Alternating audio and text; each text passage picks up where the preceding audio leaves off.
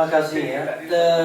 Ibu-ibu dan bapak sekalian, Assalamualaikum warahmatullahi wabarakatuh.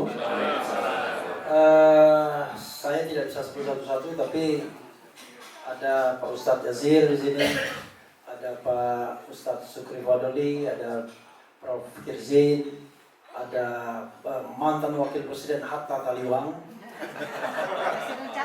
ada abang saya Ehsanuddin Nursi yang sudah terkenal setelah kasus Bom Bali 30 tahun yang lalu. Kemudian ada juga abang saya MS Kapan, ada Edi Mulyadi, ada Al-Katiri, ada Nina dan lain sebagainya, serta ibu-ibu dan bapak-bapak sekalian ya, yang barangkali namanya tidak saya hafal satu demi satu, tapi tidak disebut bukan berarti saya tidak hormati gitu ya. Itu satu. Yang kedua, saya tidak berpretensi bisa menjawab apa yang ditanyakan ini. Ada 3 pertanyaannya, yaitu bagaimana mengkomunikasikan apa yang kita sering bicarakan, yang kita berkumpul ini kepada generasi muda dari Pak Guntur tadi. Kemudian bagaimana membangun optimisme dari Pak Hamim. Kemudian bagaimana melihat situasi kok kita makin memburuk. Nah, saya mau dari belakang ini ya. Tapi refleksi pribadi yang saya pengen digugat dan pengen di-challenge. Sekaligus saya juga melontarkan pertanyaan bagi kita. Pertanyaannya begini. Bagaimana sikap kita terhadap pemerintahan hari ini? This is the question. Kalau sama pemerintahan Jokowi sudah selesai. Semua kita sudah sepakat. Pasti 100% kita sudah menganggap itu tabir gelap. Kira-kira gitu. Tapi terhadap pemerintahan Prabowo, saya yakin di ruang ini langsung kita terpecah. Kalau ditanyakan kepada saya mengatakan saya insya Allah konsisten ya, mengharamkan diri saya untuk ikut dalam pemerintahan Prabowo. Allahu Akbar.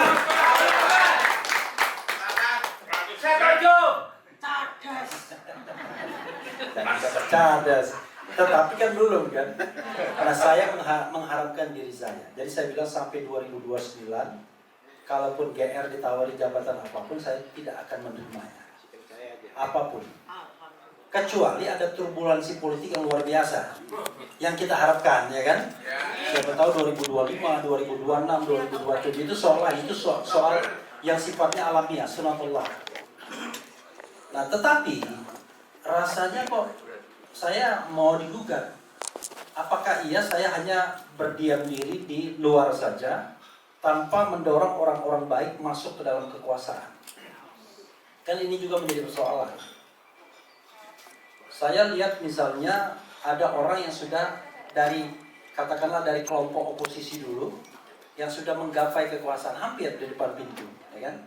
Syahganda Nenggolan misalnya, Jumhur Hidayat, dan saya tidak tahu jangan-jangan ada di sini juga yang sudah dicolek-colek gitu. Masa kita harus memusuhi mereka yang mau berkontribusi? Tetapi kalau kesimpulannya kita nggak boleh, ya nggak apa-apa. Tetapi nanti barangkali Bang Nursi memperkaya sikap pribadi dan pandangan pribadi, Prof. Kirzin, kemudian Ustadz Sukri, kemudian Ustadz Yazir juga. Karena saya galau ini begini, ibu-ibu dan bapak sekalian. Saya meyakini seyakin-yakinnya bahwa pemilu kemarin curang, securang-curang. Kepemimpinan, kalau kita pakai standar agama rasanya ya, jangankan mengambil kekuasaan dengan curang, menyodorkan diri untuk dipilih aja agak tabu, mungkin begitu ya Ustaz ya. Nih saya pilihlah saya jadi pemimpin. Enggak, pemimpin itu orang yang dipercaya. Ini tidak hanya menyodorkan diri, tetapi juga mengorkestrasi kecurangan. Saya sampai mengatakan, kalau pemerintah hari ini pengen nyalon lagi di 2029, saran saya gampang, tidak usah ada pilpres. Langsung saja dilantik lagi.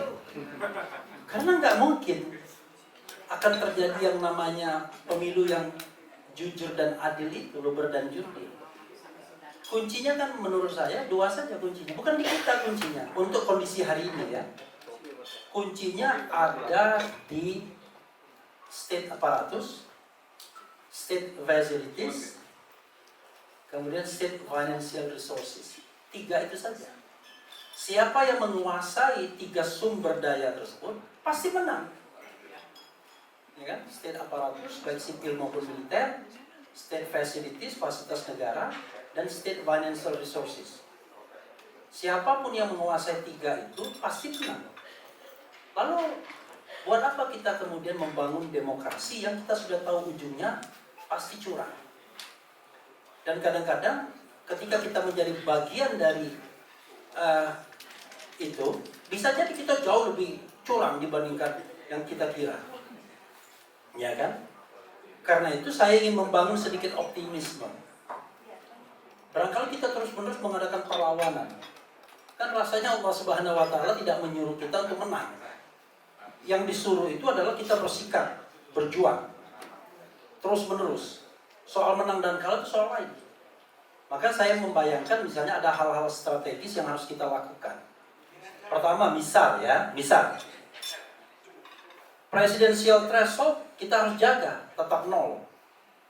Karena threshold itu bisa dicurangi oleh DPR lagi. Kan sudah 0 kan sekarang. Nanti dibikin klausulnya begini.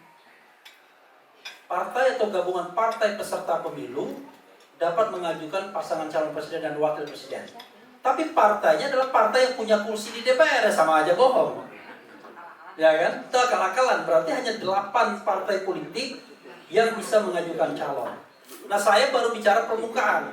Nanti Bang Ihsanuddin Nursi malah bicara yang lebih dalam lagi soal kembali kepada Undang-Undang Dasar 45, itu beda lagi. Ya kan? Karena ada juga aspirasi yang tidak menginginkan pemilihan langsung. Jadi saya bicara tentang yang skenario normal. Termasuk juga misalnya bagaimana menghilangkan money politics dengan by system. Kalau sistemnya seperti ini, ya kan? Nggak bisa tidak money politics. Ketika kita minta nominasi partai politik pun bayar. Semalam saya bicara dengan seseorang, saya tidak sebut namanya, ngomong-ngomong, udah setor ke Hambalang, ya kan? But it was a long time ago, 2018 ya kan, bukan sekarang. Rupanya yang orang yang frontlinernya itu tukang ininya juga, tukang uang administrasinya juga. Gimana coba bayangkan? Bagaimana negara kita mau baldatun thayyibatun wa rabbun ghafur kalau pemimpin-pemimpinnya menghalalkan segala cara. Dan sekarang orang-orang itu berkuasa semua di lain kekuasaan tersebut. Maka kita nanti, ini pertanyaan etik, pertanyaan agamis buat Ustaz Yazir kan, menghadapi orang-orang yang memang kita tahu sudah korup, terima duit, money politik dan lain sebagainya.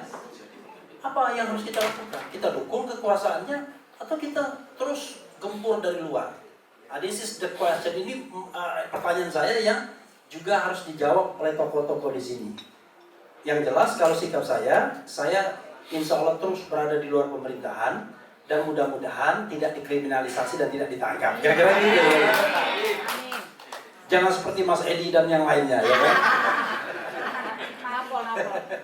Terus satu. Jadi lihat kondisi kan menjadi apa buruk dan tidaknya. Karena barangkali kalau kita bicara leadership itu 2, quality, personal quality-nya, dan kedua adalah sistem atau manajemen yang dia bangun. Anda percaya dengan presiden hari ini bisa leading us, ya kan? Itu pertanyaannya kan. Kalau kita lihat kualitas pribadi, misalnya kalau pemimpin itu harus soleh misalnya, ya kan, Sidik, Fatona dan lain sebagainya, itu kan pertanyaan yang menurut saya kita harus jawab. Lalu kemampuan manajemen yang membangun misalnya budaya anti korupsi, manajemen efektif, efisien, tidak korup. Ini kalau kita bicara MBG, ini ada orang yang mau bicara sama saya kan, tapi biasalah orang kan kalau ada sesuatu yang membuat dia rugi, dia baru berteriak. Tapi tidak mau ngambil resiko, diam-diam aja. Resikonya selalu kita kan yang memberitakan. Wah ini korupsi di mana-mana MBG misalnya, belum apa-apa. Belum lagi penguasaannya yang kembali kepada orde yang kita kritik, orde baru misalnya, di mana dui fungsi itu makin kuat. Lini-lini bisnis itu mulai dimasukin kan. oleh kekuatan yang berkuasa hari ini. Walaupun kita tahu di kami banyak orang-orang yang link to seperti itu, tetapi kan kita juga harus jaga, aware. Jangan sampai kemudian ketika kita sadar, tidak ada lagi ruang bagi kita. Bayangkan kalau seandainya dui fungsi TNI itu kembali lagi, wah bisa hancur kita. Tidak ada lagi kebebasan. Sekarang kita kadang-kadang membutuhkan TNI untuk menghantam polisi yang kita jengkel, kan kira-kira begitu. Tapi kan nggak bisa dua-duanya in charge dalam politik, kan bahaya sekali. Itu satu hal ya. Lalu optimis, pesimis. Pak Hamid, emang kita harus optimis? Kan tidak harus kan? Itu perdebatan Rocky Gerung sama Pitra Romadoni yang kemarin itu. Saya kata Rocky pesimis yang terukur, ya kan? Pesimis yang logis, Anda optimis yang tidak logis, ya kan? Kan kadang-kadang kan optimisme dan pesimisme itu terbangun dengan sendirinya ketika kita beradaptasi dan melihat situasi yang ada. Nggak apa-apa kita pendekatan pesimistik, tetapi terus bekerja kan untuk mengubah sistem yang kita tidak harus kita pertahankan. Saya concern di pemilu misalnya, walaupun pesimis saya. Anda yakin 2029 tidak ada money politics? Anda yakin orang terbaik akan terpilih di 2029? Nggak ada yang yakin di antara kita, ya kan? Kalau yakin coba tunjuk tangan. Saya ingin lihat mukanya. Gitu. Nggak ada yang yakin di antara kita. Tapi apakah kemudian kita tidak doing something? Tidak mengerjakan sesuatu? Kan nggak bisa begitu. Jadi kita sekuat-kuatnya mengerjakan sesuatu, delas tiba-tiba Jahanam juga yang memimpin negara kita, ya apa boleh buat, kan begitu. Memang kan tidak boleh berhenti menurut saya begitu. Kemudian, jadi soal pendekatan optimis dan pesimis. Nah, terakhir ya, soal komunikasi dengan generasi muda, saya tidak memiliki referensi untuk itu, tapi lebih baik referensi pribadi aja ya. Saya membangun YouTube saya ini sejak 2020. Saya tahu kalau mau berkembang nggak bisa saya bilang, Assalamualaikum warahmatullahi wabarakatuh, Bapak Ibu sekalian, saya Refli Harun, saya punya perspektif yang kira-kira akan membuat kita akan berbeda dengan yang sebelumnya. Ditinggalkan orang, ya kan? Makanya pakai Assalamualaikum warahmatullahi wabarakatuh, keren cadas. Ambruk meja itu. Itu kan cuma komunikasi untuk apa? Ice breaking, ya kan? Langsung ada atensinya kan? Coba dalam satu ruangan kalau bapak-bapak harus merdeka, nggak ada yang nggak noleh. Tapi assalamualaikum, nggak noleh orang berapa kali. Jadi itu adalah soal gaya, bagaimana kita beradaptasi dengan generasi yang lebih bawah. Kenapa begitu? Usia sudah di atas 50, ya kan? Di antara bapak-bapak ada yang 60-an, ada yang 70-an, walaupun masih ada juga yang di bawah 50. Kalau kita berkomunikasi dengan ya sopan sekali, soft, kita akan bisa menjangkau menengah ke atas dan golongan yang lebih senior dari kita. Saya lihat YouTube saya, itu belum bisa menjangkau di bawah 25 tahun itu. Kecil sekali penonton di bawah 25 tahunnya. Padahal sudah keren cadas, bayangkan. Apalagi ngomongnya tidak keren cadas. Nah itu kan realitas. Karena itu kita butuh komunikator-komunikator yang bisa menjangkau ke bawah, which is itu adalah lapis tertinggi dari masyarakat Indonesia kalau kita bicara tentang dua hal, masa depan dan pemilu. Nah saya ingin membatasi itu saja. Biar nanti Ustadz Yasir dan ibu-ibu dan bapak sekalian, termasuk saya mau digugat, bapak dan ibu sikap terhadap pemerintahan Prabowo seperti apa? Jangan malu-malu, ya kan? Wah saya udah dihubungi, saya mau masuk, nggak apa-apa, ya kan? Nggak juga kita condemn kan? Karena setiap orang punya penilaian yang lain-lain. Sahganda punya penilaian sendiri dia, masuk dia, ya kan? Dan kelihatan mulai agak makmur sedikit sekarang. Bang Ganda. Oke, terakhir saya mau membacakan sajak dari Adi Mas Ardi ya. Nah ini sajak 80 tahun Indonesia Merdeka. Saya takut di kami nanti nggak ada waktu untuk bacakan di sini aja lah, ya kan? Nah, oke. Ini kamera hidup ini.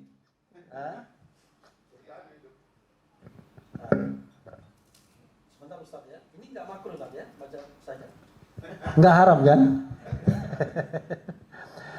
Kemerdekaan itu 80. Sajak Adi M. Masardi, Yudhistira ANM Masardi. Sudah 80 Agustus ini Republik jungkir balik. Sejak bambu runcing hingga zaman daring. Tapi kita sudah merdeka dari apa? Kita sudah merdeka untuk apa? Melindungi segenap apa? Memajukan kesejahteraan siapa? Mencerdaskan kehidupan siapa? Universitas hanya sekedar jualan kertas.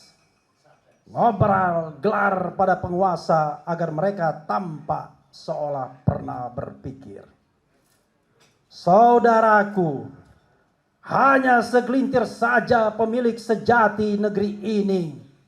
Cuma 100 cukong dengan kekayaan tak terbayangkan. Kong kali kong dengan penjahat berbaju pejabat. Dan politisi yang juga hobi korupsi. Berapa ratus juta warga hidup sengsara? 193,8 juta jiwa. Dari total 285,1 juta yang hidup papa. Berapa pula yang tak punya kerja? Lebih 10 juta dan terus nambah setiap tahun. Lalu para pemimpin politik itu ngapain saja selain korupsi dan caci benci? Aku tahu pemerintah sudah kerja. Beradu cepat dengan para penjara uang negara yang diutang dengan berbagai cara. Namun para kecoa, kadal dan babi rusa terus saja merusak bangsa. Membinasakan masa depan jutaan anak muda. Kemerdekaan sudah dirampas para bedebah. Tinggal sampah retorika di comberan romantika. Pesta perampokan anggaran melalui undang-undang. Kemerdekaan adalah obral pasal dan konstitusi kepada penjara hutan dan lahan. Kemerdekaan adalah pertunjukan segala maksiat yang memperkosa hak-hak rakyat. Kemerdekaan adalah penistaan terhadap harkat dan martabat. Kemerdekaan adalah perebutan kekuasaan melalui fitnah dan dusta. Kemerdekaan adalah genderang perang sesama saudara. Kemerdekaan adalah narkoba bagi para politikus pemangsa bangsa. Rakyat dibikin kelojotan, sakau, bodoh dan penyakitan. Ya, saudaraku, setiap Agustus kita hanya merayakan kekalahan. Panjat pinang meraih belenggu kemiskinan dan kebodohan. Naikkan bendera mengibarkan penyerahan kedaulatan. Menyanyikan lagu kebangsaan. Membunuh jiwanya, membunuh badannya untuk Indonesia Raya. Indonesia tuna susila. Indonesia mereka bukan merdeka. Wassalamualaikum warahmatullahi wabarakatuh. Fakultas hukum itu memang jejer dengan fakultas sastra. Jadi lulusan hukum ada pengaruhnya juga. Terima kasih Mas Refli. Mohon maaf teman-teman, saudara semuanya, para tamu undangan. Saya ada dua kalimat yang tidak kalah mengerikan dari Bang Refli Harun. Rusaknya Indonesia karena ulama-ulama yang tidak bisa dijaga keberadaannya. Di Masjid Jogokarian, siapapun tidak boleh menjadi pembicara apabila tidak berani bicara tentang politik. Mohon maaf Ustaz Jazir, menika pernyataan Ustadz Jazir. Copy paste. Terima kasih Mbak Iskun. Dan selanjutnya jawaban dari pertanyaan hadirin narasumber ketiga yaitu Ustadz Jazir. Monggo Mas Jazir. Baik, Assalamualaikum warahmatullahi wabarakatuh. Waalaikumsalam warahmatullahi wabarakatuh. Saya ingin mengingatkan apa yang diingatkan Bung Karno pada generasi muda Indonesia tahun 63. Waktu itu Bung Karno baru pulang dari Meksiko, dia membuat akronim Jali Merah. Jali Merah, jangan sekali-kali melupakan sejarah. Yang kemudian diplesetkan oleh Mr. Ali Sastramidjoyo yang ketua PNI karena seragamnya merah menjadi jas merah. Dan jas merah ini lebih populer dari Jali Merah. Waktu itu Soekarno mengutip prasasti di Museum Meksiko, Historia Vitae Magistra, sejarah adalah guru bagi kehidupan. Jadi kalau kita melihat perjalanan negara kita, sepertinya kita berjalan di tempat. Jadi menyimak pidato-pidato Prabowo, saya ingat sedang berada di tahun 63-64. Ya, waktu itu kalau pagi kita nyetel radio, itu RRI menyiarkan konsep Bung Karno yang hari ini sepertinya menjadi nalarnya Prabowo, yaitu Resopim, Revolusioner Sosialisme Indonesia dan Demokrasi Terpimpin. Ya.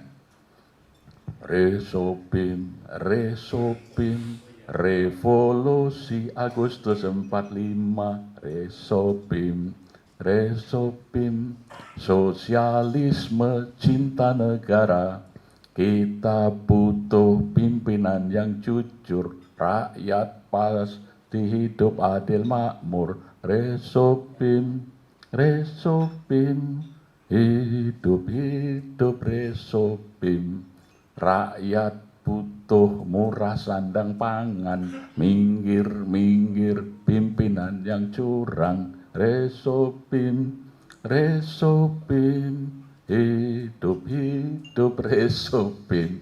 Jadi sekarang ini Resopim, ya.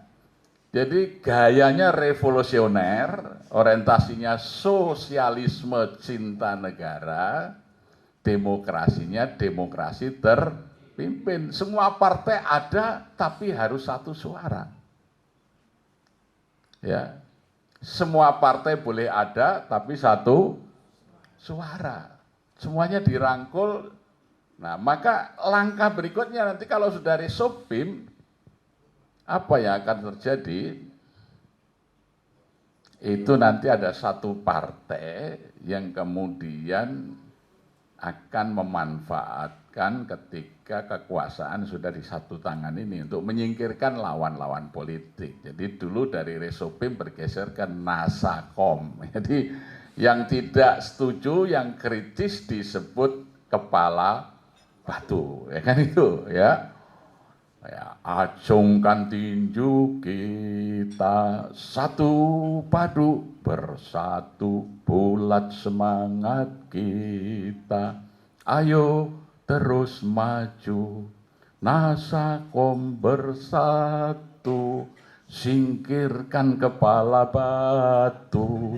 Nasakom satu cita, sosialisme pasti jaya. Jadi sosialisme, maka pidatonya itu ya pasal 33 terus. Karena secara anatomi historik, kita tahu ya dulu Tan Malaka ketika hadir di Komintern, Komunis Internasional, tahun 1926 dengan samaran nama Maring, dia lapor kepada Vladimir Ilyich Lenin bahwa di Hindia Belanda ada 850.000 anggota Syarikat Islam. 30% diantaranya kader komunis aktif.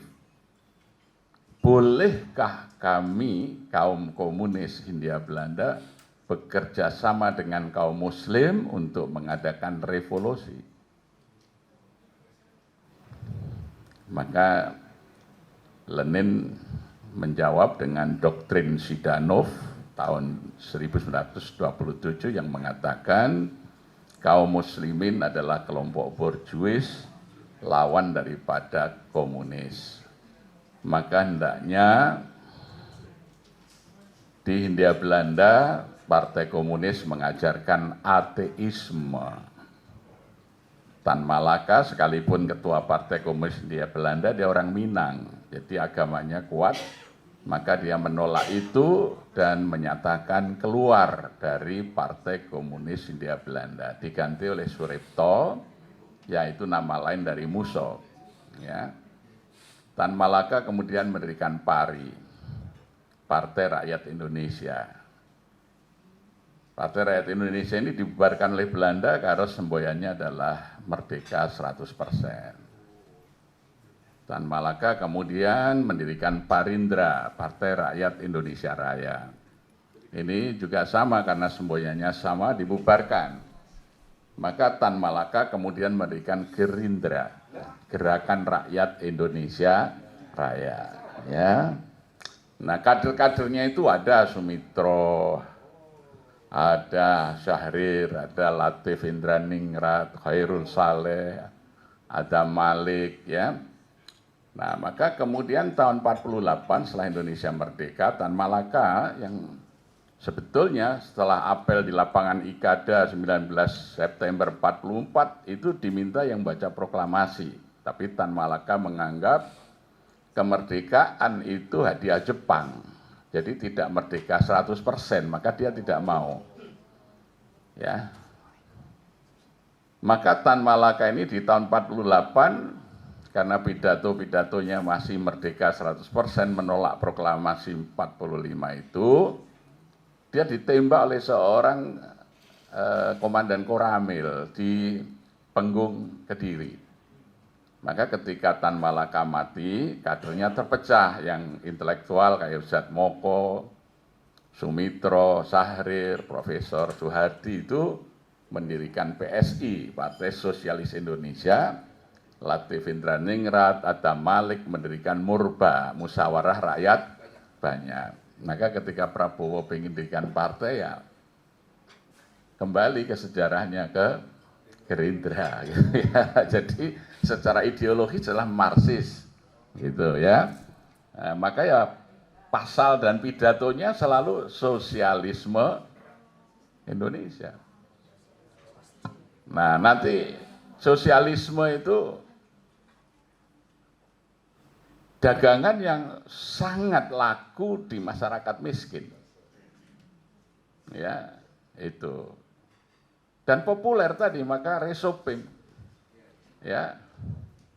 Jadi dia akan mencitrakan diri sebagai pimpinan yang jujur, maka dia terbuka pidato tentang memotong tunjangan komisaris, motong itu, sehingga pidatonya itu ya seperti pidato Bung Karno tahun 63-an itu, ya, seperti pidato di kecamatan itu ya, itu kata Prabowo sendiri kan sangat populis itu, sosialisme. Tapi yang berbahaya adalah arahnya demokrasi terpimpin. Sama kalau dulu Bung Karno mengatakan yang ngeritik itu nekolim, neokolonialisme dan imperialisme. Ya, itu. Jadi dulu orang Kota Gede, tetangganya Pak Profesor Kaisin ini, ketika Bung Karno kemudian punya konsep politik manipol, usdek, ya, itu secara kritis orang Kota Gede nulis, kan dulu diwajibkan di atas genteng itu tulis usdek, gitu, ya.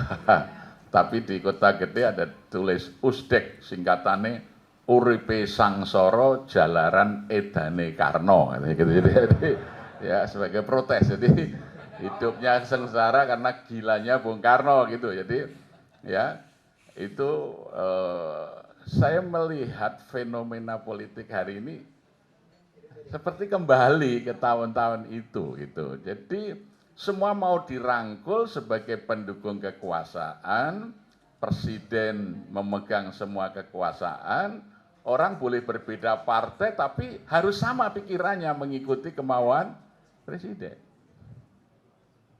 Ya, mereka yang nanti kritis akan disebut sebagai kepala batu. Itu akan diancam tuh, acungkan tinju kita. Semua rakyat disuruh menuduh yang tidak jalan. Coba aja Anda kritik makan bergizi gratis.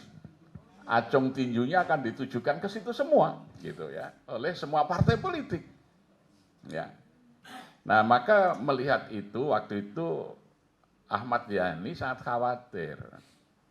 Maka Jenderal Ahmad Yani menulis surat kepada Paduka Soekarno mengingatkan kami setuju tapi jangan kan gitu. Ya. Maka akhirnya ini nanti dimanfaatkan oleh petualang politik, yaitu menggunakan apa yang disebut MKTBP, metode 3 kombinasi bentuk perjuangan. Ya, jadi ini yang kita mesti waspadai, ya, metode 3 kombinasi bentuk perjuangan. Ya, jadi melihat perjalanan politik ini saya optimis bahwa Indonesia akan berubah menjadi baik, ya. Seperti Abraha itu oleh Allah dibiarkan dengan gajahnya mendekati Makkah itu, ya, merapa semuanya seakan-akan tidak ada yang menghalangi. Nanti menurunkannya ababil itu kalau memang sudah benar-benar berbahaya bagi Ka'bah gitu loh. Jadi biar sempurna ini ya, kekuatan kejahatannya ini ya. Jadi ini kita yang perlu hanya menyiapkan stamina kita menghadapi tantangan perjuangan. Ya, jadi berjuang itu pasti akan berhasil. Allah tidak pernah tidak menghargai perjuangan, ya. Itu. Tetapi kita ingat ya, seperti Soekarno sendiri itu. Soekarno ini karena seorang peminat sejarah ya. Jadi ibaratnya itu kalau Bung Karno sering menggambarkan membaca sejarah itu seperti menarik tali busur. Jadi semakin jauh ditarik ke belakang tali busurnya, maka anak panahnya semakin jauh meluncur ke depan. Jadi kalau orang paham sejarah, dia akan visioner. Tanggal 30 Desember 1929, Bung Karno pidato di depan Perhimpunan Pergerakan Politik Kebangsaan di dalam Joyodipuran, Keraton Yogyakarta, sekarang disebut Lipowinatan dalam Lipowi. Itu tanggal 30 Desember 1929. Bung Karno hanya pidato singkat, tapi pidatonya ini menggetarkan pemerintah Hindia Belanda, sehingga langsung ditangkap dan dipenjara 2 tahun 4 bulan karena pidato singkatnya ini. Jadi Bung Karno hanya mengatakan, kaum imperialis, perhatikan, tidak lama lagi apabila perang Pasifik telah menggeledik menyambar-nyambar angkasa, apabila Samudra Pasifik telah merah oleh darah dan bumi di sekelilingnya telah diguncangkan oleh ledakan-ledakan bom dan dinamit, maka di saat itu bangsa Indonesia akan keluar dari belenggu penjajahannya dan menjadi bangsa yang merdeka. Langsung dihentikan oleh Velpolis, ya, oleh Intel polisi, dikirim ke stasiun Tugu, bawa ke Bandung, dan beliau 2 tahun 4 bulan karena pidatonya ini. Ya, pidato optimis itu membahayakan bagi penguasa zalim. Gitu. Hanya pidato itu. Dan kemudian ketika di penjara, ditengok oleh tokoh-tokoh perjuangan kita yang duduk di Vokres, menjadi Dewan Rakyat.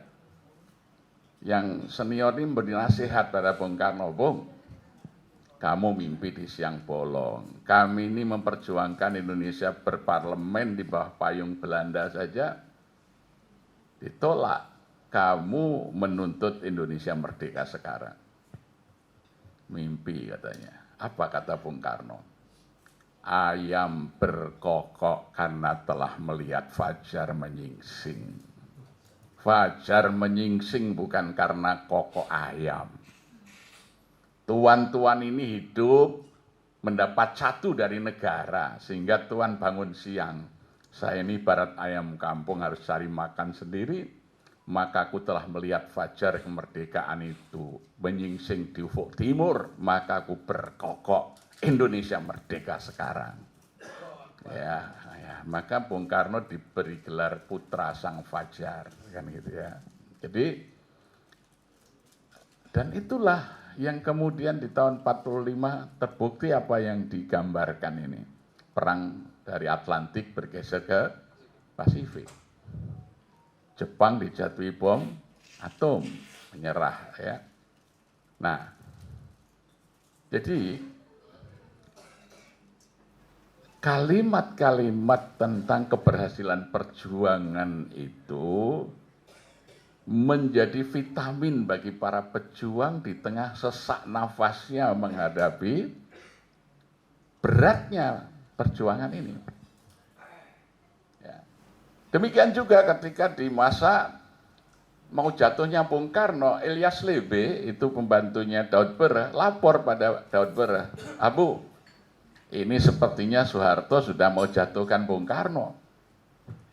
Daud Bereh mengatakan, tidak mungkin Soeharto itu kalau ketemu Soekarno senyum-senyum, masih cium tangan.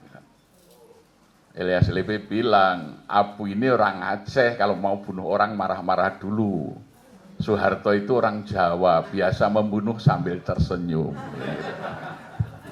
Dan ternyata betul itu ya peristiwanya. Ketika NATO, Nasution, Soeharto bersatu, Bung Karno bisa dijatuhkan, ya maka biografinya Pak Harto disebut The Smiling Jenderal, jenderal yang selalu tersenyum. Itu. Jadi membunuh pun sambil tersenyum. Itu ya. Jadi jangan dikira baik-baik saja, yang senyum-senyum di sekelilingnya itu juga sudah membawa peso gitu. Ya, jadi optimisme selagi kita masih berada di dalam garis keyakinan kita. Nah, maka sekarang termasuk jawaban saya, anak-anak muda sekarang ini kan beda. Kita dulu lahir hidup di masa rata-rata ini ya, lahir setelah Orde Baru. Artinya awal-awal Orde Baru itu masa-masa optimis. Jadi kita ini sudah terlatih untuk ini. Sekarang anak-anak kita mungkin lahir di tengah pesimisme melihat lapangan kerja susah, ekonomi kita anjlok dan lain sebagainya. Tidak percaya pada negara dan pemimpin negara. Oleh karena itu, kepada anak-anak generasi ini kita menawarkan kesejahteraan sonder negara. Kita nggak butuh negara untuk sejahtera. Cukup masjid bisa mensejahterakan rakyat. Maka kita revolusi kemasjidan. Mau sejahtera, ayo kita kelola masjid sebagai sumber kesejahteraan rakyat. Jangan berharap pada negara dan pemimpin-pemimpin negara. Gitu. Sehingga ya di masjid kita itu anak-anak muda senang sekali ngumpul generasi ini.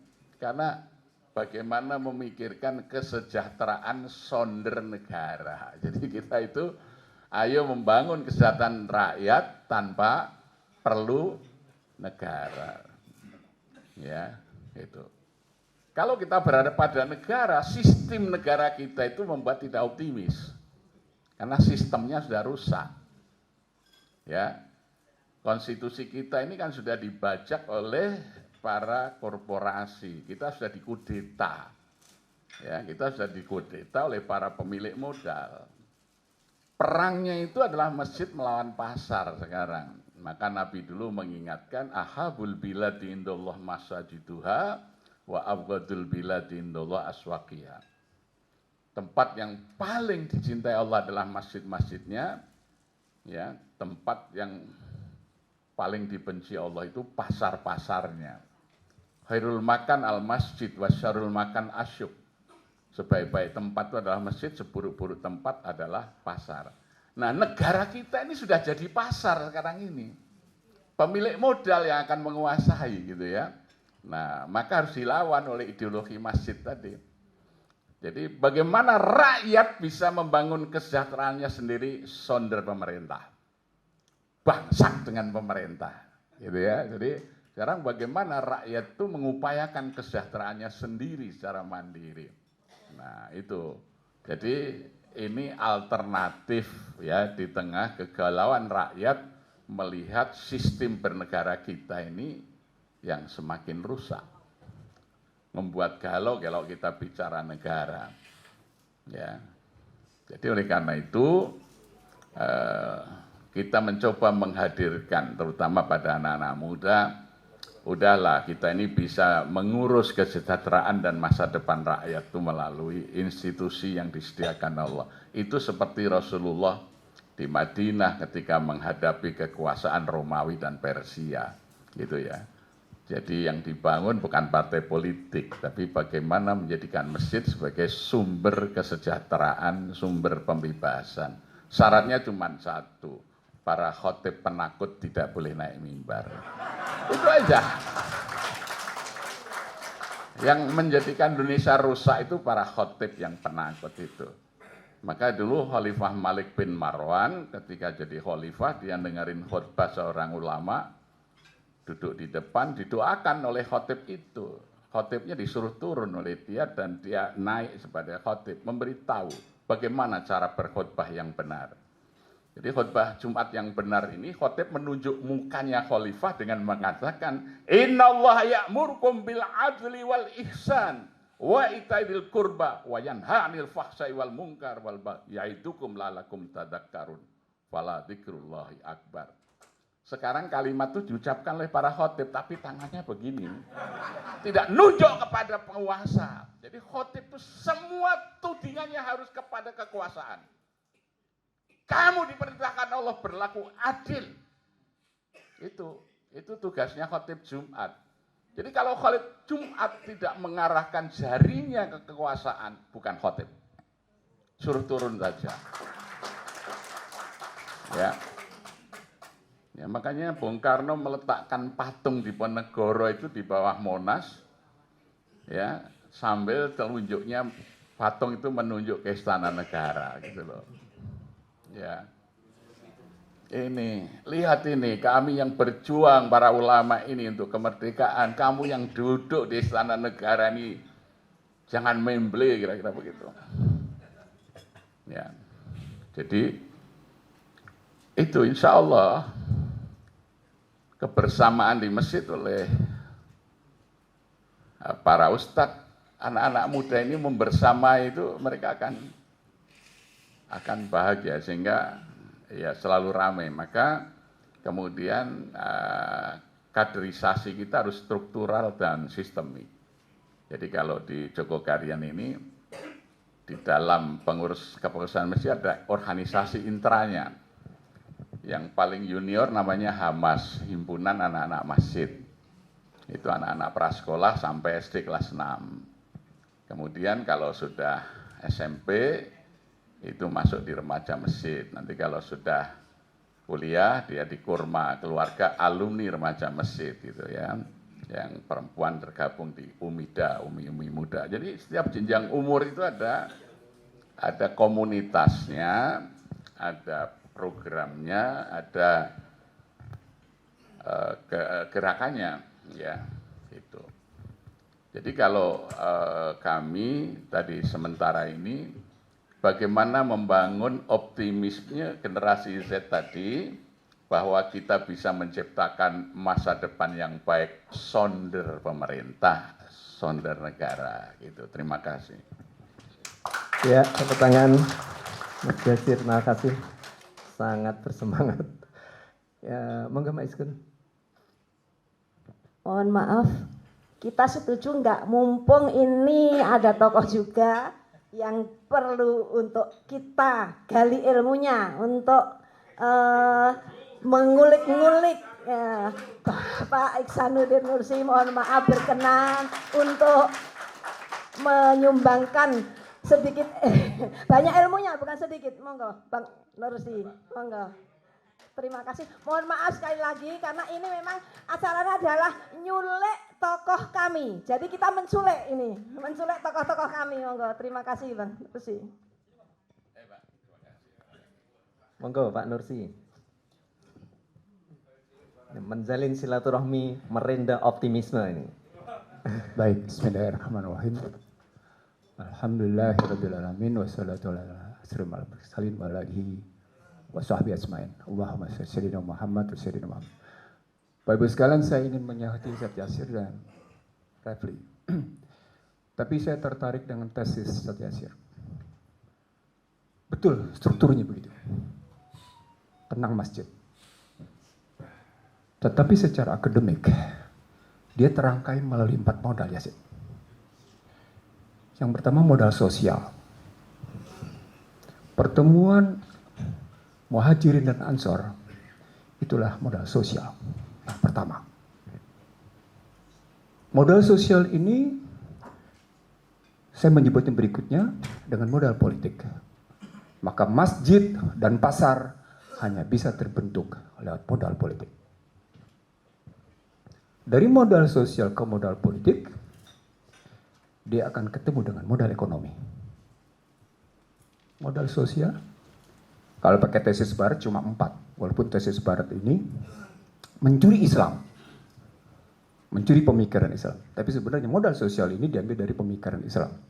Value, komitmen, trust, social network, kita menyebutnya silaturahim. Islam menambahkan yang terakhir, leadership.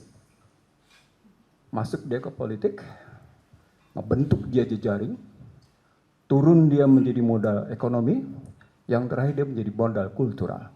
Makanya dalam hitungan bulan, perintahnya berikutnya adalah perang Badar. 4 modal ini kebentuk. Saya harus mengatakan pada teman-teman hadir hari ini, hampir sedikit sekali ulama ustadz yang mengerti tentang pembentukan struktur modal seperti ini. Saya bahkan berani mengatakan ulama bodoh. Sebodoh-bodohnya ulama di Indonesia karena dia tidak mengerti struktur pembentukan begini. Sehingga masjid hanya dijadikan sebagai sumber amplop bagi dirinya. Dan saya tidak ngomong di belakang, saya ngomong depan ulama. Maka saya ketika disebut tadi, saya mau naik ke depan. Karena saya ingin menyampaikan, ini ada yang salah. Salah yang pertama adalah, ketika kita mampu membedakan antara ilmu agama sama ilmu dunia. Tesis besar ilmu agama saya mau dipisahkan dengan tesis sekuler. Dan kita benarkan itu, termasuk si ulama membenarkan. Maka tidak terbentuk modal sosial berbasis Islam. Tidak terbentuk. Kalau tidak terbentuk modal sosial, bagaimana ngebentuk modal politik? Kalau dia tidak membentuk modal politik, bagaimana membentuk modal ekonomi? Kalau dia tidak membentuk modal ekonomi, bagaimana membentuk peradaban? Disusupi sejak 49, 56, 58, 65, dan seterusnya hingga hari ini. Jadi penjajahan Indonesia sesungguhnya dimulai dengan tahun 50 hingga hari ini. Maka indikatornya sederhana. 80 tahun yang namanya kita merdeka, ada 74 menteri pendidikan. Ketidakjelasan format berpikir itu yang menyebabkan kita seperti ini. Saya acap kali menegur, hebat, Mbah Hasim hebat, Mbah Wahab hebat. Tapi coba siapa yang turun dengan Mbah Hasim? Siapa yang turun dari Natsir?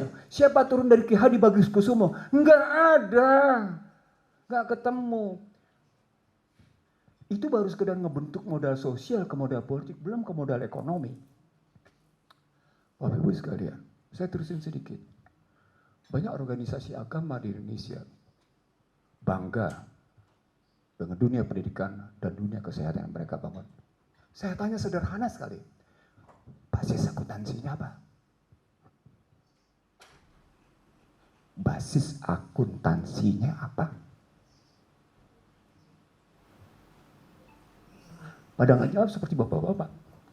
Kenapa? Karena pada akhirnya basis akuntansinya akuntansi barat. Kalau basis akuntansi barat, 4 basisnya. Serakah, tidak jujur, menutup-nutupi sesuatu, bermain-main dalam fantasi, berujung hilangnya soal terang dan tunai.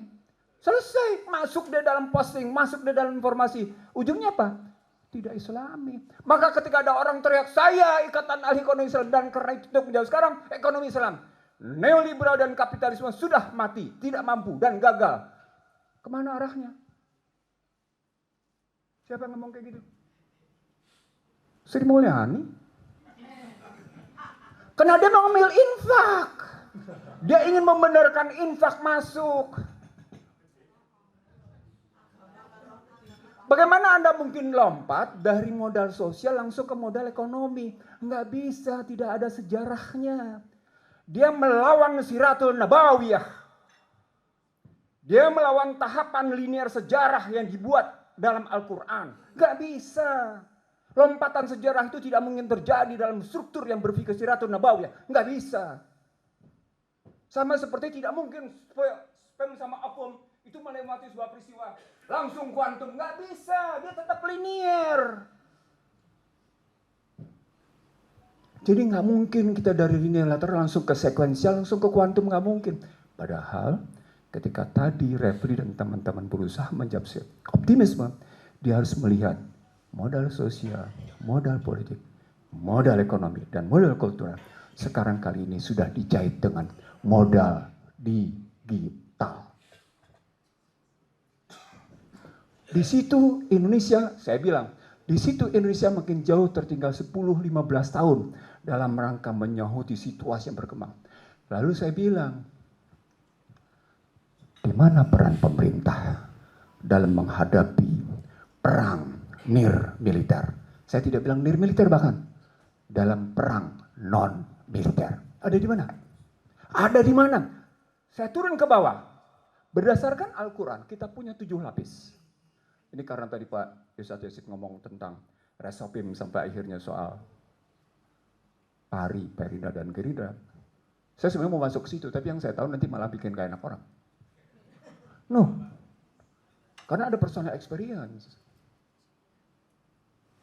Saya nggak enak ceritanya, tapi saya ingin mengatakan bahwa Pak, kalau kita ambil dari struktur begitu, maka kita ketika negara tidak memberikan resep, tidak memberikan jawaban, tidak membangun strategic planning yang benar tentang peran non-militer, saya bilang ada 7%. Internasional, ini Al-Quran nih, internasional, regional, nasional, provinsi, komunitas, keluarga, individual. Pertanyaan, kalau negara tidak bisa, turunnya kemana kita? Provinsi. Ketika provinsi nggak bisa, turun ke kelompok sosial, turun ke komunitas. Ini komunitas nih. Dari komunitas turun kemana? Ke keluarga. Dari keluarga turun ke individu. Maka pertanyaan, pada level mana kita mesti menjawab? Ustadz Yazid menjawab dari level komunitas. Dalam hal ini Masjid Jogokarya. Oke. Sekarang kita tanya. Struktur atas mengalirkan yang namanya pertarungan antara sedekah sama riba. Al-Baqarah 275, 279. Pak, ini perangnya ada di sini karena nanti berkaitan dengan payment ID, berkaitan dengan CBDC, berkaitan dengan yang namanya cerita bagaimana Trump memainkan cryptocurrency, dan berkaitan dengan peristiwa 23 Mei kemarin, di mana kita tunduk pada agreement tentang pandemi. Ini yang, maaf, saya bangga, saya dengar hari ini begini. Tapi saya ingin mengatakan, saya ingin berbagi. Belum saya dengar satupun kelompok umat Islam Indonesia yang mencoba merespon tantangan besar ini. Padahal ini ada di depan mata. Ini ada di depan mata. Baik, sekarang kita lihat. Kalau kita berada di dalam kelompok komunitas, maka tadi disebut ada Hamas, ada Arema, dan seterusnya. Itu level. Maka konten berikutnya adalah soal kurikulum. Konten berikutnya adalah soal keteladanan. Karena sejarah pemikiran tidak mungkin tidak diwujudkan dalam keteladanan. Ngomong saja itu mustahil. Sekarang kita pindah ke sebelah. Pindah ke pemikiran yang terjadi sementara ini di bawah yang namanya, maaf ya, di bawah Prabowo Subianto. Betul? Dia kampanyekan pasal 33. Pertanyaan besarnya, pasal 33 yang mana? Oke, dia ambil pasal 33 ayat 1, 2, dan 3. Tapi yang wujud konkretnya adalah pasal 33 ayat 4. Yang disebut tadi, korporasi. Bapak Ibu sekalian, tulisan saya baru saja keluar. Di Amerika sana, neoliberalism, korporatism itu dalam posisi pause. Dalam posisi decline dia. Mereka berusaha mencari jawab baru dari konstruksi bagaimana neoliberal dan korporatisme telah menurunkan harkat martabat manusia dalam posisi serendah-rendahnya. Lalu kita lihat perang Hamas, perang Palestina. Kematian sudah mencapai 34.000 sekian. Pada saat yang sama, Bapak Ibu mesti tahu, Amerika mengidap kematian fentanyl setahun 100.000. Itu dilaporkan secara resmi. What's the point? Bukan suksesnya mereka membangun teknologi high-tech yang luar biasa, yang sekarang sedang dilindungi. Bukan persoalan hebatnya mereka menguasai besarnya GDP. Bukan hebatnya mereka menguasai keuangan. Tapi problemnya adalah luluh lantaknya keluarga.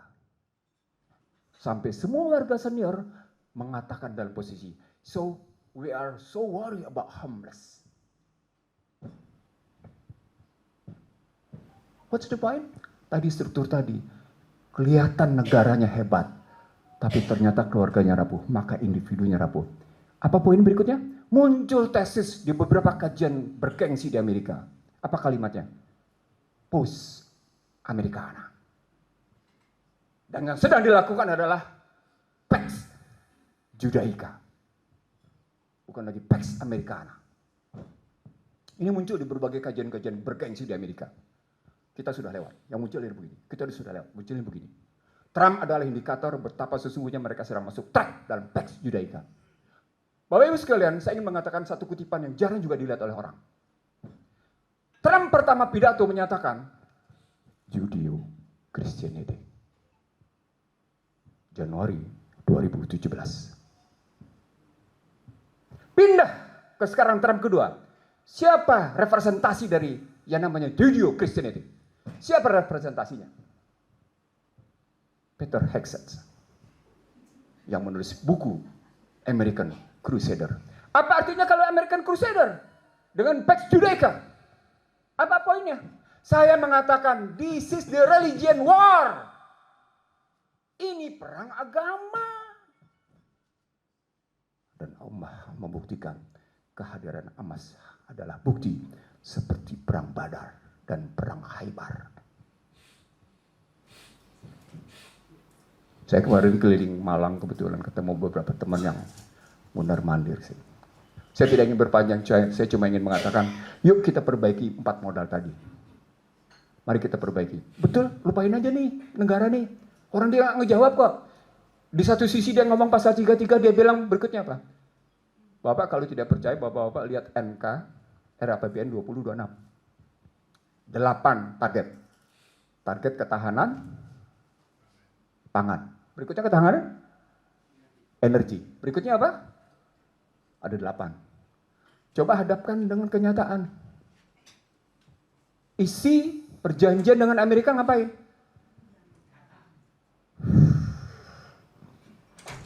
Kalau konsepnya pasal 33 bukan konsep ketahanan. Konsepnya kedaulatan. Kalau konsepnya pertahanan semesta, tidak menyerahkan data ke Amerika.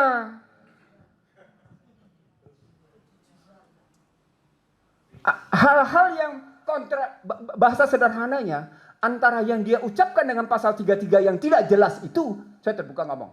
Silakan sampaikan. Serius. Bahkan saya sampai menyatakan begini, gue sendirian dah turun, lo rame-rame lawan gue. Karena ada kegundahan. Ini perang pemikiran. Ini perang proksi. Ini perang asimetri. Yang negara, Masya Allah, Australia melindungi, Swedia melindungi, Swiss melindungi, Singapura dalam konstruksi mengadakan situasi perang tarif. Apa yang dilakukan, Bapak Ibu sekalian? Dalam rangka menjaga kelas masyarakat menengah ke bawahnya, apa yang dilakukan oleh Singapura? Dia jual emasnya. Cadangan devisa emasnya dijual. Dalam rangka apa jual cadangan emasnya? Stabilitas nilai tukar Singapura dolar. Coba sejauh itu mikirnya, gila Singapura sampai kayak gini bertahan berpikir. Dia lindungi itu supaya tidak bergojolak, dan dalam ukuran IMF ada 10 negara yang punya kekuatan untuk bertahan nilai tukar supaya price stability terjadi. Price stability terjadi. Saya tanya balik sama Anda. Siapa ulama, tokoh pemikir Islam yang melihat price stability sebagai public services?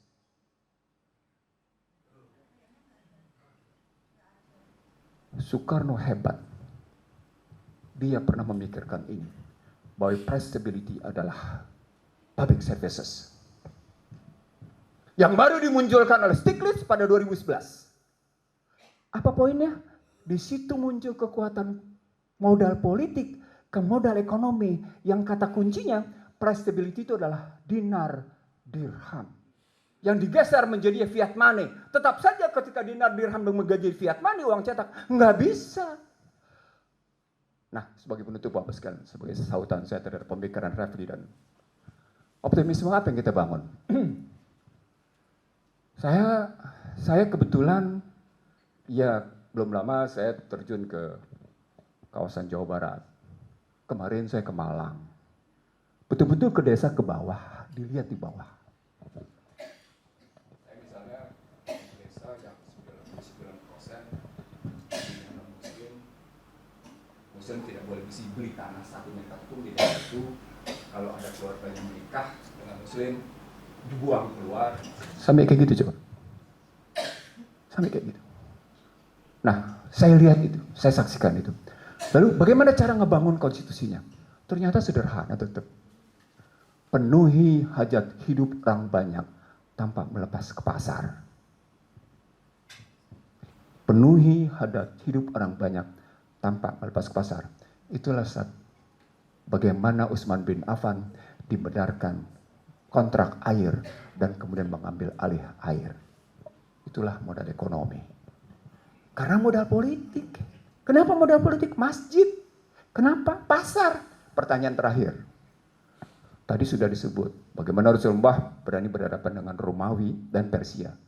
Kalau begitu, ketika terjadi transaksi pasar yang dibuat oleh Rasulullah dan transaksi kontrak pembelian air oleh Utsman bin Affan, dinarnya siapa?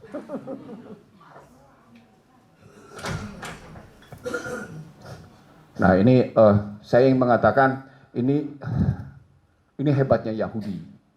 Mereka selimuti sedemikian rupa bahasa-bahasa moneter dan fiskal seolah-olah terpisah, padahal dia dalam satu kesatuan utuh tentang kehidupan optimisme. Dan sepanjang kita bisa memenuhi hajat hidup orang banyak kita sendiri, sesungguhnya selesai.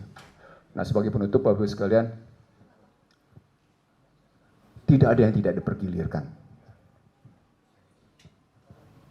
Tidak ada yang tidak dipergilirkan. Sama seperti bergesernya jarum panjang dan jarum pendek dalam 24 jam. Elon Musk, Jeff Bezos, Mark Zuckerberg, Sam Altman, siapa lagi? Tim Cook. 7 orang keren-keren itu di sana menyadari betul format pergiliran itu. Dan karena itu mereka bergeser bukan lagi main level pada level bumi. Mereka sudah bermain level angkasa. Salah satu indikatornya adalah mereka tidak lagi menggunakan sea cable, kabel laut. Mereka sudah bergeser total dalam permainan yang namanya satelit. Bahkan dengan Starlink itu sudah dilempati lagi oleh Jeff Bezos. Bahkan sudah dilempati lagi yang namanya Cina melakukan juga perlawanan. Nah sekarang pertanyaan di kita, kalau begitu ayat mengatakan apa? Ayatnya mengatakan apa? Al-Zariyat Zarwa. Jadi bukan soal angin yang menerbangkan debu. Lagi-lagi di sini kemampuan memahami surat ini tergantung pada pesan yang dibawa dari penggunaan bumi atau udara. Azeratul Zarwa. Kembali lagi tadi, bagaimana isi pesan itu? Dan isi pesan itu tadi, hajat hidup orang banyak jangan pernah dilepas ke pasar.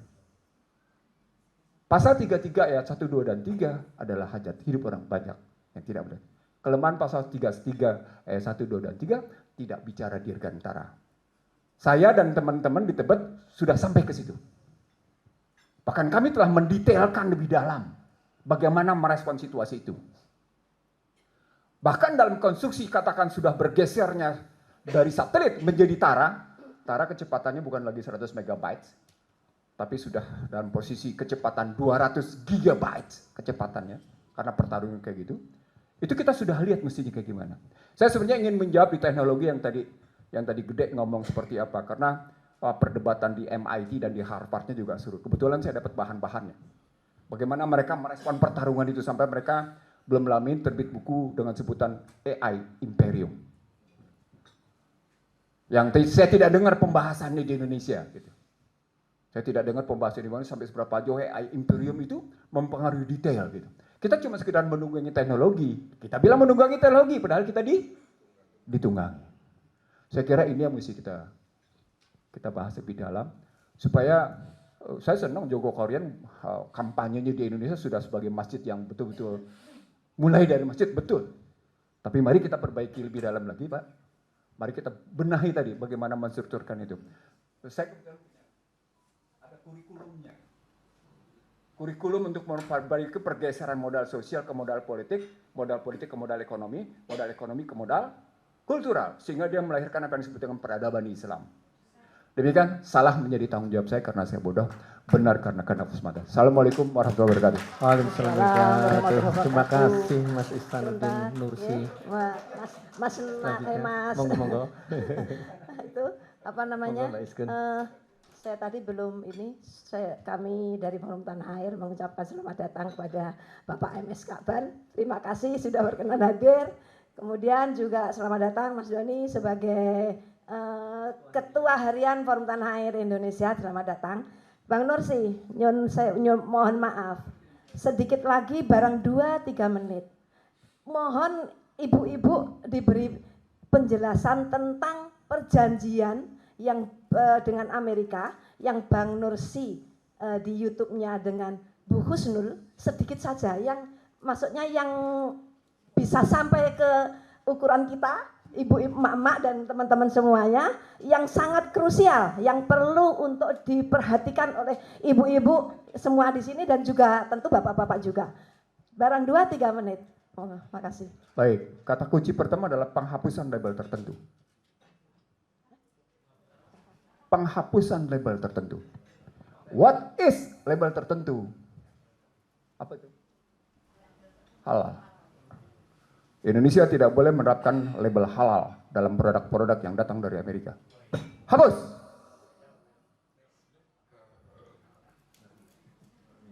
Oh, itu diperjanjikan, ditulis.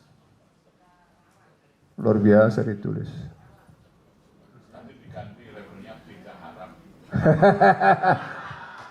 Bapak tidak boleh menuliskan sama sekali. Karena perjanjiannya sudah tidak menyatakannya. Apa yang sudah kami terbitkan dari sana, Indonesia tidak boleh melakukan peninjauan. Nggak boleh. Sama sekali nggak boleh. Apa yang sudah disertifikasi oleh FDA, apa yang sudah disertifikasi oleh Amerika, tidak boleh. Indonesia sudah harus terima begitu saja. Itu yang pertama. Yang kedua nih yang menurut saya dia punya relasi signifikan dengan apa yang kita hadapi. Kalau terhadap Ukraina, Donald Trump melakukan perjanjian apa yang disebut dengan Mineral Strategic Agreement. Kalau dengan Indonesia istilahnya bukan Mineral Strategic Agreement. Dengan Indonesia dia menggunakan istilah critical mineral. Apa konten critical mineralnya? Kontennya cuma 3 sebenarnya. nikel, tembaga, ulang. Nikel, tembaga, ketemu dengan fosil. Jadi 3 ini diaplikasikan secara nyata. What's the point? Poinnya adalah Amerika tetap main 2 kaki terhadap Indonesia dalam rangka energi berbasis fosil dan renewable energy. 2 kaki ya. Makanya kita tetap diminta import fosil dari Exxon dan Chevron. Tapi pada saat yang sama, khusus untuk renewable energy, Anda harus tuntut pada saya. Saya punya bagan-bagannya sebenarnya. Nah, dari sini yang disebut dengan critical lebih lanjut adalah soal nikel. Tapi, di sini menarik. Karena pertarungan dalam hitungan 5 sampai dengan 1 generasi ke depan tetap berbasis otomotif, berbasis electric vehicle, dan juga mulai bergeser ke energi lain. Pertanyaan, berapa komponen nikel dan berapa komponen tembaga dalam electric vehicle? Ini distrukturkan. Sumbernya di mana? Salah satu sumbernya di Indonesia. Karena itu tidak boleh Indonesia melarang ekspor bahan mentah. Seolah-olah biasa-biasa saja, padahal enggak. Dia bermain dalam 2 kata kunci. Dia bermain dalam yang namanya teknologi IT, saat yang sama dia bermain dalam teknologi militer. Ini yang tidak dibaca.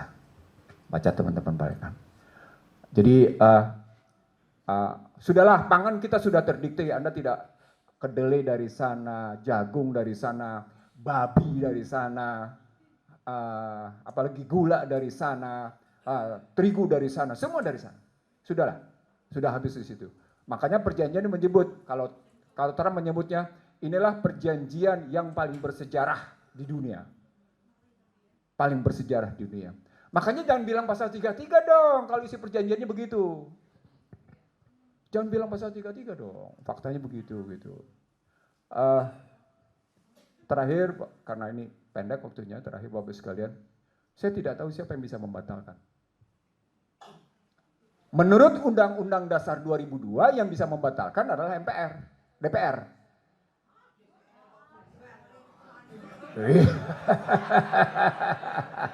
Tetapi ada tetapinya. Ketika seorang presiden sadar bahwa kedaulatan berada di tangan rakyat, maka kata kuncinya adalah soal kedaulatan di tangan rakyat. Dia gunakan argumen itu dalam aplikasi modal politik dan modal ekonomi. Selesai. Terima kasih. Assalamualaikum warahmatullahi wabarakatuh. Mohon maaf Bang Nursi, kurang lengkap. Satu lagi aja yang disebutkan di podcast itu, bahwa Indonesia menurut Bang Nursi dijadikan sebagai penjaga kepentingan Amerika di Asia. Ngatur suwun. Tadi sudah digeser sama penjelasan Yasir sebentar tadi. Pergeseran dari Atlantik ke Pasifik. Itu diulang. Itu diulang oleh Amerika. Kita orang-orang yang sekarang berada di usia rata-rata 40 ke atas. Tentu masih ingat dengan istilah perjanjian TPP ya. Trans-Pacific Partnership. Masih ingat? Enggak ingat. Trans-Pacific Partnership itu adalah produk Partai Demokrat di bawah Obama. Ketika menyangkuti pembentukan blok ekonomi, maka dibilang cuma tinggal 2 nanti. Trans-Pacific Partnership diikat dalam jejaring itu. Yang kedua, Atlantiknya, TTIP, Trans Trade and Investment Pacific, gitu ya. Sudah digeser dia, jadi TTIP itu dibagi 2, dibatalkan oleh Republik, hilang, berganti menjadi Indo-Pacific Economic Forum. Kalau pakai pertahanannya namanya Indo-Pacific. Dalam situasi sekarang, Amerika cuma peduli sesungguhnya pada 2 selat. Laut Cina Selatan dan Taiwan. Dalam rangka pengamanan di kawasan Asia Tenggara, Indonesia sangat dibutuhkan dalam rangka kalau pakai bahasa Cina nih. Bahasa jenderal dan petinggi Cina. Dalam rangka kesinambungan kelanjutan hegemoni Amerika di kawasan Pasifik khususnya di Asia Timur, dipersempit lagi, khususnya di Asia Tenggara. Maka lihat, bagaimana Pakistan diperkenankan bermain nuklir. Bagaimana Pakistan diperkenan bermain nuklir. Bahkan ketika mereka bertarung antara senjata, antara pesawat udara, jetnya Amerika dengan jetnya Cina, ya mereka senyum. Itu it's a part of uji coba dari masing-masing. Dan itu perangnya bukan perang militer, Pak. Itu perang frekuensi. Jadi kalau saya dulu anak orari, organisasi radio Republik Indonesia, saya mengerti betul soal bagaimana transmitter ke modulator pada posisi pertarungan frekuensi. Itu tinggal, Refli Harun pakai handphonenya ini modelnya begini, kondisi begini. Saya mau bikin rusak, saya cuma tinggal masuk klik frekuensi itu, Refli semuanya terpengaruh. Refli semuanya terpengaruh. Nah, Indonesia diharapkan main untuk itu. Nah, salah satu penguasaan untuk bisa seperti itu, satu-satunya adalah pimpinan Indonesia, Prabowo Subianto. Sekarang lihat. Sekarang kita lihat. Kira-kira alutsista kita datang lebih banyak dari mana? Gak usah kayak gitu deh, pertanyaannya susah.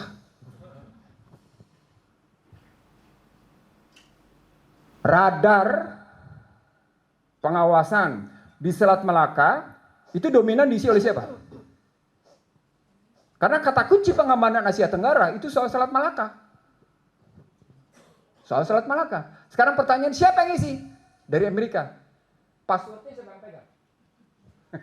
Passwordnya mereka. Di situ kunci-kunci semua. Jadi bisa kita lihat gitu dalam yang terakhir soal perjanjian luar negerinya. Nah, ketika masuk ke dalam perjanjian luar negerinya, sudah alasan Thailand demikian rupa bisa menghina, itu bagian dari bukti bahwa sesungguhnya Anda nggak usah ngurusin soal kami deh, Thailand, Kamboja. Urusin aja negara lu kaya raya tapi masyarakat miskin. Gitu. Lu cium aja pantat gua. Benar, cium pantat. Artinya Bapak Ibu sekalian, saya ingin cerita lebih banyak karena nanti terstruktur pada 3 komponen. Pada persenjataan, pada strategi AI, IT, dan strategi jumlah orang. Lalu kemudian dihitung. Sebenarnya harus saya sampaikan pada Anda. Ini kalau bisa jangan ditayang ya. Kalau macam ini. Sebenarnya Prabowo Subianto sudah presentasi. Saya hadir kebetulan. Sudah presentasi untuk mengukur kekuatan jika terjadi kontak militer di kawasan Asia Tenggara. Presentasi. Di situ diukur semua kekuatan. Memang yang hadir terbatas, kok ini kebanyakan. Diukur semua kekuatan. Termasuk bagaimana cerita posisi Australia. Nah, dari posisi di situ, kita cuma punya kekuatan satu. Sumber daya manusia. Yang punya daya juang seperti itu. Gitu. Nah, terakhir, ketika masuk lagi dalam analisis kekuatan militer, pertarungannya 2. Pertarungan udara dan pertarungan laut. Maka proteslah Prancis ketika Australia dikasih apa Pak? Dikasih apa Australia? Nuclear submarine. Yang protes bukan Indonesia, yang protes bukan kawasan Asia Tenggara, yang protes cuma 2. Prancis dan Cina. Cina kemudian keluar juga dengan nuclear submarine-nya. Jadi Indonesia dalam posisi rawan karena tidak pernah diketahui berapa banyak nuclear submarine yang keliling di kawasan itu. Submarine statusnya. Gitu. Saya kira tambahannya cuma itu. Terima kasih. Terima kasih Bang Dorsi. Kalau begitu ibu-ibu, bapak-bapak, kalau kita booking berikutnya Bang Dorsi bagaimana? Karena katanya masih banyak hal yang mau diceritakan sama kita. Setuju? Mudah-mudahan insya Allah next ya Bang Dorsi. Kalau tadi udah ngeri-ngeri sedap Bang Dorsi dan Bang Refli Harun, saya mohon ini memberi support yang adem-adem buat kita semuanya, tamu-tamu, berkenan Bapak MS Ka'ban untuk memberikan petuah kepada kita semua yang ada di sini. Sedikit saja, monggo, sedikit saja. Di sini aja tidak apa-apa. Tidak berkenan, oke, matur suwun nggih. Oh, tanya. Ada waktu enggak? Monggo, silakan ini Bang Mas Anu. Nah, ini saya tunduk kepada steering committee itu ya. Steering committee Mbak Iskun dan teman-teman. Ibu Pak sekalian, satu sesi sudah kita lampaui, gitu. Sekarang mohon izin untuk sesi kedua ini cukup 2 penanya, tapi sekali lagi tema masih menjalin silaturahmi, merendah optimisme. Usulan Monggo. saya Pak Hatta dulu disuruh bicara sekarang. Oh boleh. Boleh. Mohon maaf Bang Hatta Taliwang yang adem-adem, sorry. Bu, saya saya. bisa pamit nggak? Sebentar Bang. Nggak, masalahnya kan Ada. ini ada 2 acara ya. Oh iya, sama Sementara saya bawa kru kan harus Oh iya. ini. Oke. Siap. Harus ngeset alat di situ. Iya. Kemudian di luar ada yang soal ijazah itu. Iya, di Ya? UGM. Oke, siap. Iya. Maaf. Oke. Saya di sana Ya, juga loh, Bang. justru sekarang sedang kucing-kucingannya. Jadi ibu-ibu dan bapak sekalian, sebenarnya kita butuh yang real itu membantu mereka yang sedang diusir itu. Sedikit. Mereka diusir di UC UGM, ya, mau ini, ya, pengertian diusir itu nggak diizinkan, lalu mau pindah di Musia Cafe di Tirol. Cuma kita nggak tahu kabar terakhirnya. Saya pikir kabar terakhirnya pasti digeruduk preman tuh. Kasian juga kalau mereka cuma bertiga doang misalnya kan, gitu. Jadi Iya. saya kira kita juga perlu ke sana itu. Iya, siap. Ya? Iya, Bang Revi. Ya, Nanti kita makasih. susul ke sana juga. Ya, monggo. Saya persilakan Bang Hatta Taliwang, monggo. Sedikit petuah buat kita semua untuk perjuangan